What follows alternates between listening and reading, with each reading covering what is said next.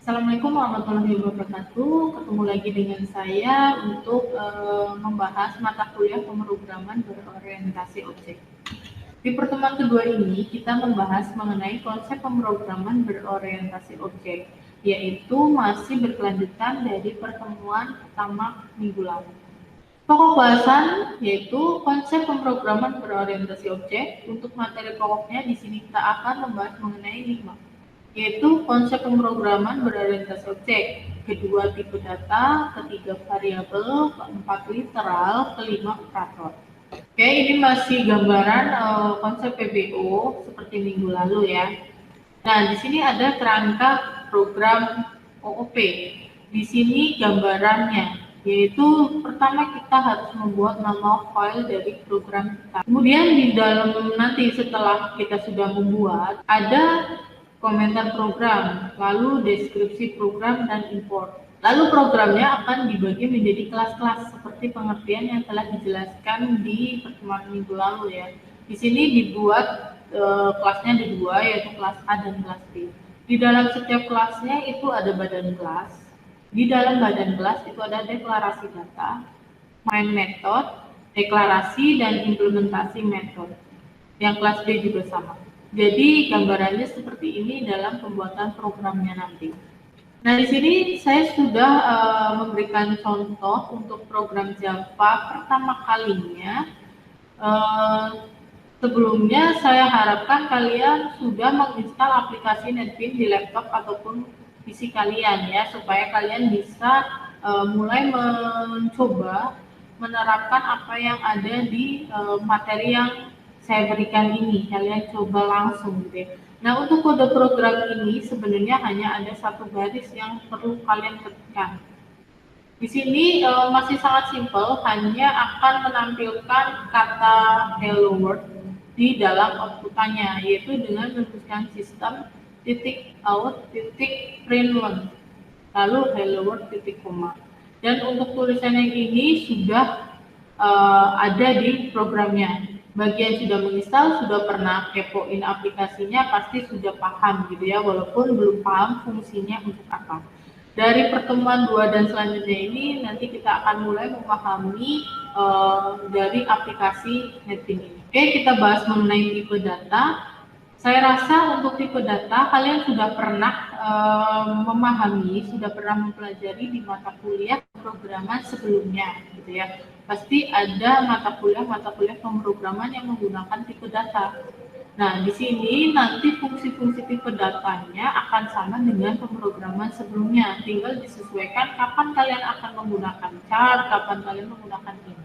Ada ya di mata kuliah SMBD, PBD, terus dan pemrograman lainnya. Kemudian kita bahas mengenai variabel.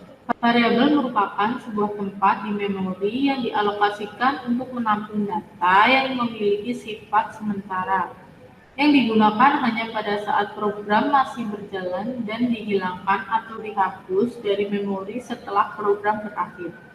Format deklarasinya seperti ini, tipe data, spasi, nama variabel, sama dengan inisialisasi nilai awal. Diingat ya, ketentuan penulisan nama variabel, kelas, metode yang di pertemuan 1 diingat. Nah, ini contoh penulisannya, kita menggunakan tipe data in, lalu ini adalah nama variabelnya, lalu titik koma. Nah, di sini ada penggunaan string, pakainya ketik 2. Kalau untuk tipe data chart kita pakainya ketik 1. Ini kalian harus diingat lagi penggunaan tipe data gitu ya, untuk penulisannya bagaimana. Oke, ini ada jenis-jenis variabel. Ada 4, yaitu instant variable. Objek menyimpan variabel yang tidak dideklarasikan dengan kata kunci statik dalam kategori non-statis atau dapat berubah. Suatu kelas dapat dijelmakan dalam beberapa objek. Nilai yang terkandung dalam variabel tak statis ini berbeda untuk setiap objek. Yang kedua, kelas variabel statis, bagian integral dari kelas dan tidak ada satu objek pun yang dapat menyatakan kepemilikan atas variabel ini. Variabel yang dideklarasikan sebagai statis digunakan bersama oleh semua objek. Variabel lebih bersifat global yang nilainya sama untuk setiap objek pada kelas yang bersangkutan. Kemudian yang ketiga, local variable didefinisikan di dalam metode atau prosedur, bersifat lokal karena hanya dapat diakses oleh metode atau prosedur tersebut. Untuk jenis yang keempat, parameter, yaitu variabel yang digunakan pada saat metode atau prosedur dipanggil, berguna untuk memberikan nilai awal untuk diteruskan ke dalam metode atau prosedur. Pembahasan selanjutnya mengenai literal. Di sini rangkaian kata atau huruf yang menyatakan suatu nilai. Ada 6, yaitu 1 bilangan bulat, 2 karakter, 3 boolean, 4 bilangan real, 5 string, 6 float. Kita bahas satu persatu. Di sini untuk bilangan bulat dapat dilambangkan dalam beberapa bentuk. Deret angka yang dimulai dengan angka yang bukan 0. Di sini dicontohkan int angka sama dengan -10. Kemudian untuk yang karakter, melambangkan suatu karakter dengan tanda petik tunggal. Lalu untuk literal yang boolean, yaitu nilai true dan false pada Java merupakan literal boolean. Variabel bertipe boolean hanya dapat memiliki nilai true atau false. Contohnya boolean oke sama dengan true, jadi hanya ada 2. Kemudian untuk yang real, bilangan real ini atau ini pada Java dapat disimpan baik sebagai float ataupun double. Ini ya contoh penulisannya. Ini ada keterangan lebih lanjutnya. Gitu. Saya rasa untuk yang ini kalian juga harusnya sudah paham. Kemudian untuk yang string, uraian huruf dan angka yang tersusun menjadi satu kalimat. String bukan tipe primitif tetapi kelas. String tidak disimpan dalam bentuk array. Java menyediakan beberapa metode untuk menggabungkan modifikasi dan perbandingan. Ini ada contohnya. Jika menuliskan string kosong, petik 2 langsung double ya. Jika ada isinya, tinggal isinya di dalam petik 2. Lalu untuk string menjadi beberapa baris, misalnya kalian menulis kode programnya panjang, itu bisa dibuat beberapa baris. Penulisan string biasa seperti biasa, lalu ditambahkan plus, lalu di baris berikutnya seperti penulisan pada umumnya string juga, petik 2. Lalu untuk new line atau baris baru kita menggunakan garing n. Untuk tab kita menggunakan garing tab. Untuk berikutnya yang literal null merupakan kondisi suatu objek tidak diberi alokasi memori. Objek dideklarasikan, komputer akan mengalokasikan memori untuk objek tersebut. Apabila objek tersebut telah selesai dipergunakan, alokasi memori yang digunakan objek tersebut dapat dilepas sehingga memori dapat digunakan objek lain. Ini contohnya. Selanjutnya, kita bahas mengenai operator. Di sini disebutkan ada 4 operator, 1 aritmatika, 2 tunggal, 3 pembanding, boolean dan kondisi, 4 pemberi nilai dan tipe casting. Oke, yang pertama mengenai aritmatika, saya rasa kalian tidak asing lagi mengenai aritmatika ya. Simbolnya ada untuk penjumlahan, pengurangan, perkalian, pembagian, sisa pembagian. Dan ini adalah operator penyambung string yang tadi ya, jika membuat codingnya akan pindah baris. Operator tunggal hanya membutuhkan satu operan untuk melakukan operasinya. Operator ini tidak dapat digunakan untuk variabel final karena berupa konstanta yang tidak dapat diubah-ubah. Ada operator plus menyatakan nilai positif, operator minus menyatakan nilai negatif, dapat pula digunakan untuk mengaktifkan suatu bilangan.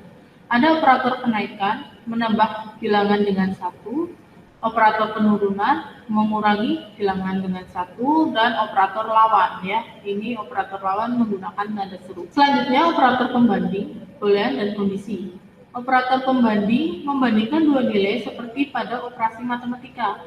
Jadi diingat-ingat mata kuliah matematikanya ataupun matematika kalian pelajari di SMA atau SMK ya.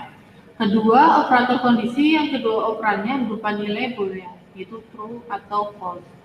Ketiga, kondisi menghasilkan nilai true atau false tergantung dari variabelnya. Dalam ini operasinya dilakukan pada dua operan. Di sini ada operator pembanding sama dengan, tidak sama dengan, lebih besar atau sama dengan, lebih kecil atau sama dengan, and, or, not, Dan ini bentuk pendek dari if then else. Operator and, true and true hasilnya true. True and false hasilnya false. False and true hasilnya false. False and false hasilnya false. Berikut juga untuk or. True or true, true. True or false, true. Sedangkan false or true, true. False or false, false. Nanti bisa kalian cermati bedanya apa, gimana kalau and dan or. Untuk operator not itu sama dengan kebalikannya ya. Jika true ya false, jika false hasilnya true, seperti itu. Nah, ini ada operator ternary, bentuk pendek dari if ya. Jadi secara umum tulisannya ini, kondisi tanda tanya jika benar titik 2 jika salah. Nanti kita bahas lebih lanjut di forum diskusi. Untuk operator pemberi nilai dan tipe casting, ini ada hampir sama kayak yang tadi sudah dibahas ya. Ini ada plus sama dengan, begini bentukannya. Silakan nanti kalian pahami sendiri. Tuh, kita lanjut. Di sini kita mulai membahas mengenai objek ya. Membuat objek dari sebuah kelas. Untuk membuat sebuah objek dibutuhkan operator new. Bentuk umumnya seperti ini. Nama kelas, spasi, nama objek, sama dengan new, spasi, nama kelas, dalam kurung, titik koma. Di sini saya membuat nama kelasnya itu mahasiswa, nama objeknya OBJ mahasiswa, sama dengan new, mahasiswa. Jadi nama objeknya di sini saya bedakan menggunakan kata OBJ. Mengakses data dan metode dari suatu kelas. Untuk mengakses data dan metode pada sebuah objek dapat dilakukan dengan cara sebagai berikut. Nama objek, titik, nama variabel, titik koma. Nama objek, titik, nama metode dalam kurung, titik koma. Jadi kalau untuk variabel langsung titik koma, untuk metode ada dalam kurungnya sini ya, nanti bisa diisi.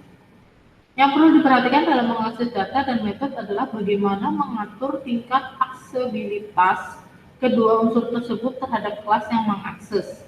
Apakah bersifat default, public, privat, atau protect? Nanti kita akan membahas ini di pertemuan berikutnya. Di sini ada contoh dari penulisan ini ya, yaitu objek mahasiswa, karena tadi saya sudah membuat nama objek itu OBJ mahasiswa. Ini contoh dari penulisan ini. Nama objek, saya tadi sudah membuat OBJ mahasiswa, titik nama variabel saya buat nih. Kemudian untuk yang metode, nama objeknya masih sama, OBJ mahasiswa, titik nama metodenya saya buat di sini bayar kuliah. Ini contoh penulisannya. Kita bahas mengenai di Java ini ada membaca data input dari keyboard. Proses pembacaan data input yang diketikkan oleh user melalui keyboard dilihat dengan 3 cara, yaitu buffer reader, input scanner, dan G-option pen. Semua ini bisa kalian gunakan, tinggal disesuaikan dengan kebutuhan. Yang pertama, yang input keyboard dengan buffer reader, menggunakan kelas buffer reader yang berada pada paket java.io. Input ini bersifat konsol karena tidak memiliki grafik user interface ketika program input dijalankan. Yang kedua, input scanner bersifat konsol, sama ya kayak buffer reader, sehingga program run tanpa frame. Ini masih sama, tidak menampilkan grafik UI-nya. Hanya saja fasilitas input ini disediakan oleh library ini. Nanti kita akan mengetikkan ini di program. Jadi input jenis ini bisa dijadikan alternatif baru pengganti buffer reader karena ditambah dengan kode program yang lebih praktis. Jadi antara buffer reader sama scanner, codingnya lebih praktis yang scanner. Yang ketiga, G-option pen. Jenis ini sangat populer dan menjadi favorit programmer. Disediakan oleh library-nya ini. Input ini menggunakan format tampilan berbasis graphic user interface. Membuat G-option sangat cocok diterapkan untuk program-program berbasis frame seperti kebanyakan programmer buat. Jadi dari ketiga ini konsol ini yang menggunakan UI ya. Selain itu, kode program pun begitu singkat, ringan, dan mudah ringan. Jadi dari pengertian ketiga ini yang banyak digunakan yang ketiga, yang lebih singkat dan ringan pun yang ketiga. Tapi nanti saya akan memberikan ketiga contoh penggunaan input keyboard ini. Nanti kalian akan tahu perbedaan dari ketiga ini, dan kalian bisa memilih akan menggunakan yang mana untuk saat kalian membuat program. Yang ini contoh penulisan menggunakan buffer reader. Di sini saya akan membuatkan output-nya yang sama, tapi dengan menggunakan input keyboard yang berbeda. Untuk buffer reader ini, library-nya kita mengimportkan ada 3. Ini nanti kita ketikkan ada 3 ini. Jangan sampai lupa ya. Lalu kemudian kita mengetikkan kode program ini dari buffer reader ini sampai sini. Kita ketikkan, disesuaikan, dipersiskan dengan ini. Ini yang akan tampilannya. Begini, silakan dipahami dulu. Outputnya akan seperti ini. Inputkan nama Anda. Kita tuliskan nih nama kita, lalu kita enter, akan muncul output Halo Gustin sesuai yang diinputkan. Ini yang buffer reader. Kemudian ini yang input scanner. Kalau di input scanner, tadi juga bilang lebih singkat daripada buffer reader. Nah, library-nya pun yang dituliskan hanya mengimport satu saja. Ini, hanya menuliskan satu. Kemudian codingnya lebih singkat ya, lebih singkat dan lebih tidak terlihat susah gitu. Kita tuliskan ini sama, nanti yang akan tampil ini inputkan nama Anda. Lalu setelah kita inputkan akan keluar hello. Nanti ini outputnya sama. Jadi inputkan nama Anda, kita tulis nama kita, lalu enter, akan muncul hello Gustin. Jadi untuk yang buffer reader dan input scanner ini benar-benar sama kayak tadi yang dijelaskan bahwa dua ini masih konsol. Jadi belum ada grafik user interface-nya. Jadi outputnya masih sama, tetapi codingannya berbeda. Lebih ringkas yang input scanner. Lalu saya contohkan yang J option-nya yang katanya lebih mudah dan favorit bagi programmer. Nah untuk yang J option pen-nya ini, library-nya satu yang diketikkan ya, satu. Lalu untuk kode programnya di sini hanya 2 baris. Memang betul lebih singkat daripada kedua input keyboard yang sebelumnya ya, dari yang buffer reader dan scanner.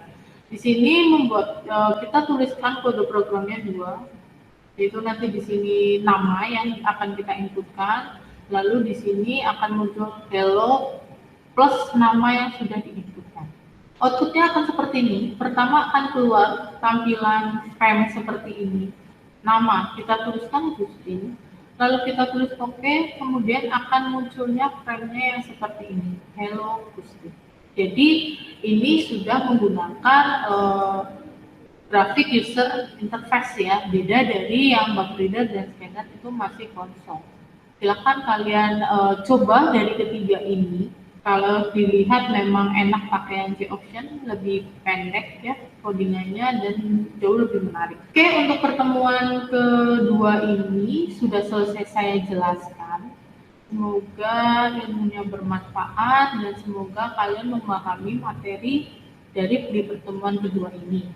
Jika kalian masih ada yang perlu ditanyakan, masih bingung gitu, kita akan lanjut diskusi di forum diskusi kelas kita masing-masing ya.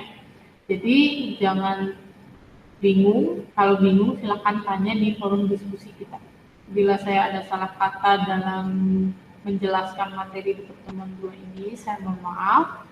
Kita ketemu lagi di pertemuan ketiga minggu depan. Tetap semangat belajarnya. Wassalamualaikum warahmatullahi wabarakatuh.